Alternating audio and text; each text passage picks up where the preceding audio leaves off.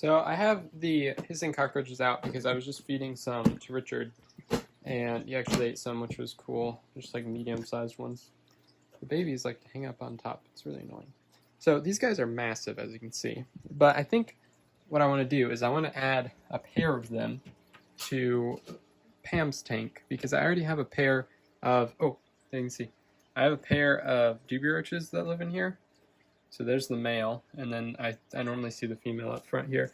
And then there's also some smaller dubia roaches, not their babies, but like I can see one there, just like some medium-sized ones. So eventually those will reproduce, I'm assuming, and then there'll be some babies in here, and it'll kind of contribute to the cleanup crew.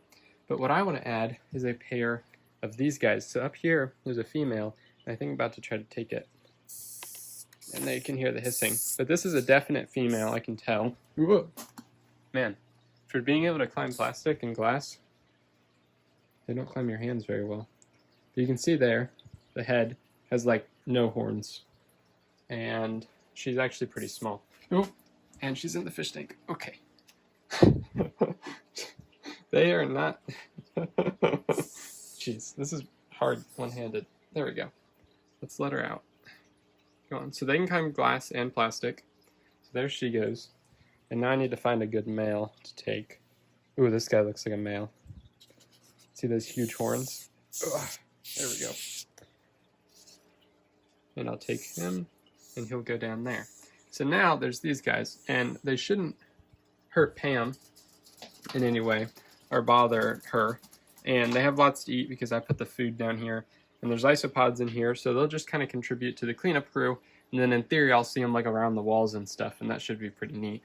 I see them out at night. And then if I notice that they're touching Pam or doing something that bothers her, I'll just go ahead and take them out.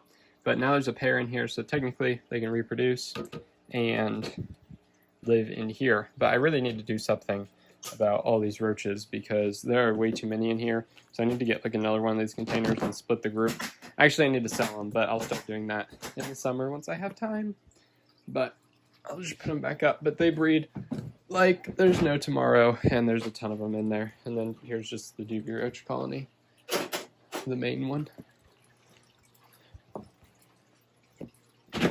But I just wanted to show that so I'd remember to write it down later on. And also, I think it's pretty neat. Okay, I can't do it with one hand. But I think that'll be pretty cool, just to have those big insects in with her. And I'm not worried about anything getting out of this enclosure, including the babies. So that's not really a concern of mine. So I think that'll be pretty interesting. But there's the male back there. You can see his head right there. But here's the male dubia roach. And then I know the female's somewhere because I see her around. But there's lots of hiding places in here, lots of places for roaches, lots of like areas under stuff. So I think it'd be pretty cool if we just have those and see how those cohabitate and do everything, because I think that's pretty neat. And it also, in theory, gives her a chance to eat the babies once they grow and then like develop in here and everything. So that should be pretty cool, but it'll all contribute to the cleanup crew.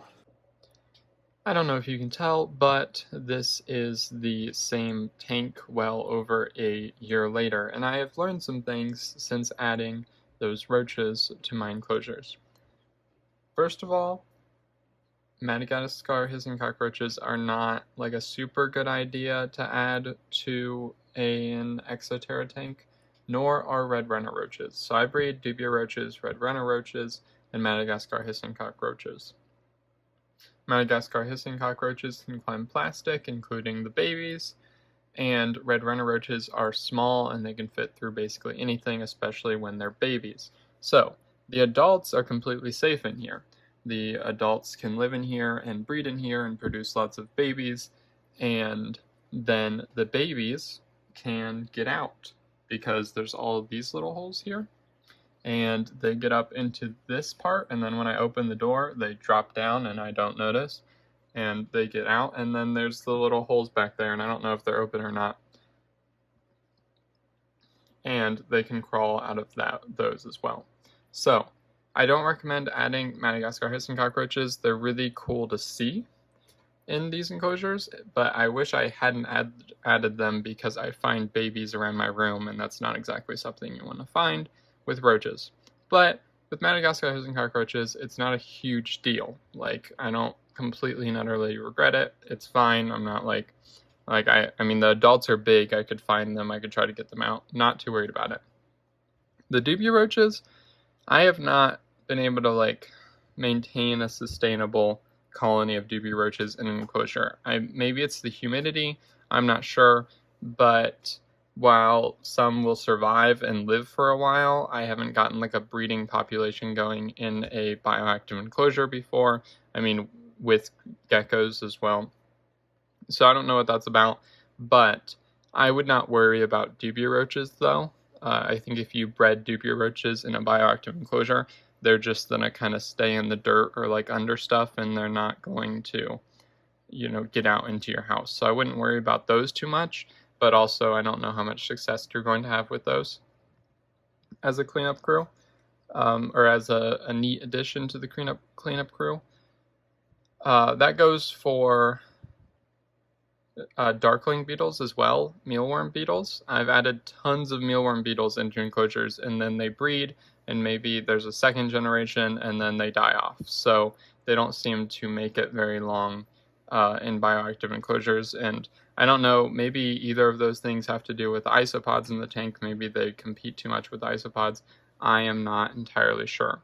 So then we get to red runner roaches, and these are a terrible idea to add to these types of enclosures. The babies can slip right out of these, and these will live in your house. And they're so in Ohio, the main concerning roaches are German cockroaches or brown cockroaches, and those live in your house and infest the place, and it's bad, and you don't want those.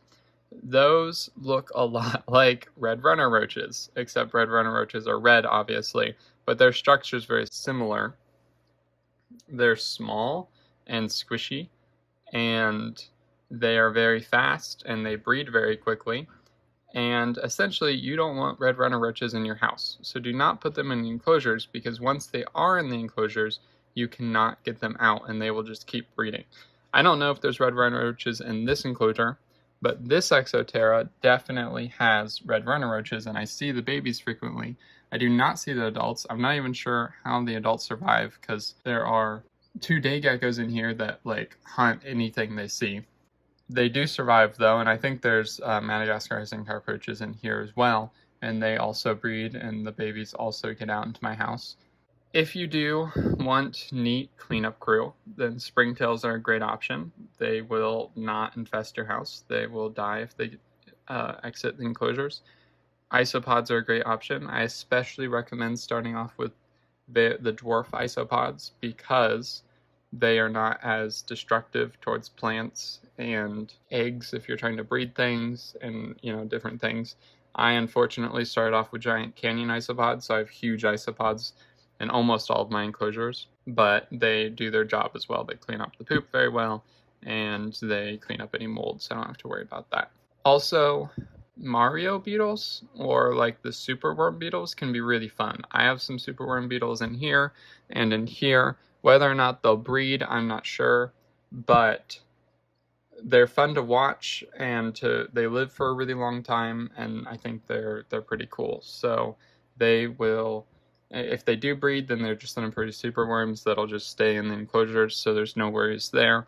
So I definitely recommend those can be fun for a while until they eventually pass away. Also, worms are fine. Those are fine as well. So now if I start off in new enclosures, then maybe I'll add dubia roaches, or at least I don't care if there's dubia roaches in enclosures. And I use dwarf isopods, either dwarf purple or dwarf white. Some worms as well, like earthworms or whatever. I'm honestly not sure what kind of worms live in my soil, but they kind of transfer over when I make new enclosures with some used soil. And then springtails. And I do not recommend Madagascar housing cockroaches or adding red runner roaches to your bioactive enclosures, because the babies will get out and it will be unfortunate. And that has been my experience. But I'm not going to do anything about the Madagascar hissing cockroaches in these enclosures. They'll probably die off eventually, but I just won't add any more. And then the red run roaches are like a concern of mine. They're especially in this enclosure, so if I ever have the opportunity to like gut this enclosure and redo it, then I will, just to get out any adults that I can find, because they find a way to live in the soil and stuff, and that can be kind of annoying. So I hope this was helpful in showing you what kind of cleanup crew is good and whether or not you should add your roaches into your enclosures.